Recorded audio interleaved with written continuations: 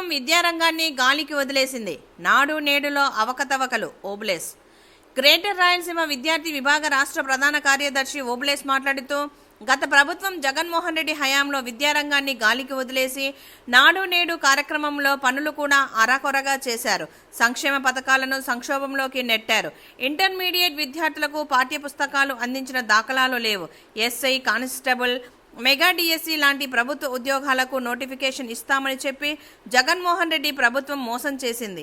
అందుకే నిరుద్యోగ యువత సగౌరవంగా వైసీపీ ప్రభుత్వాన్ని ఇంటికి పంపింది.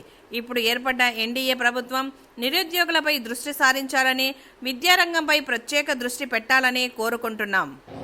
గత ప్రభుత్వం జగన్మోహన్ రెడ్డి హయాంలో ప్రభుత్వ విద్యారంగాన్ని పూర్తిగా గాలికి వదిలేసి నాడు నేడు కింద పనులు ఉడక అరకొరగా చేశారు. సంక్షేమ వసతి గృహాలను సంక్షోభంలోకి నెట్టారు. ఇంటర్మీడియట్ కళాశాల విద్యార్థులకు పాఠ్యపుస్తకాలు అందించినటువంటి దాఖలాలు లేవు.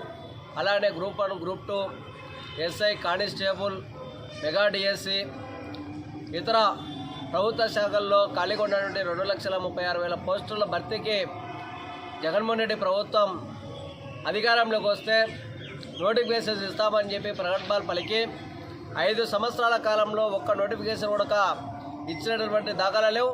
దానికి కారణంగానే ఘోరంగా వైసీపీ ప్రభుత్వాన్ని ఇంటికి పంపించినటువంటి చరిత్ర ఇవాళ రాష్ట్రంలో ఉన్నటువంటి నిరుద్యోగ యువతకు ఉన్నది. వారి తల్లిదండ్రులు వీరికి ప్రభుత్వానికి గోరికట్టినటువంటి పరిస్థితులు ఉన్నాయి. అయితే నూతనంగా ఏర్పడినటువంటి ఎన్డీఏ కూటమి తెలుగుదేశం ప్రభుత్వం ఏవైతే ప్రతిపక్షంలో ఉన్నటువంటి సందర్భంలో ఇచ్చినటువంటి హామీలు ఏవైతే ఉన్నాయో హామీలను ఇవాళ అమలు చేయాల్సిన అవసరం ఉంది. మొట్టమొదట మెగా డిఎస్సి మీద తొలి సంతకం అన్నారు. తొలి సంతకం చేశారు. చంద్రబాబు నాయుడు గారికి మేము శుభాకాంక్షలు తెలియజేస్తూ ఉన్నాం. అలాగనే 177, 117వ జీవోని ఇవాళ రద్దు చేయాల్సిన అవసరం ఉంది. విద్యారంగాన్ని ప్రక్షాళన చేయాల్సిన అవసరం ఉంది. ఏవైతే ప్రభుత్వ శాఖల్లో ఖాళీ ఉన్నాయో ఆ పోస్టులు అన్నింటి కూడా భర్తీ చేయాలి.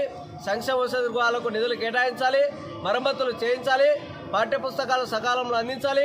ఆ రకమైనటువంటి ఖాళీ ఉన్నటువంటి పోస్టుల భర్తీకి ఈ రాష్ట్ర ప్రభుత్వం నోటిఫికేషన్స్ ఇవ్వాలా.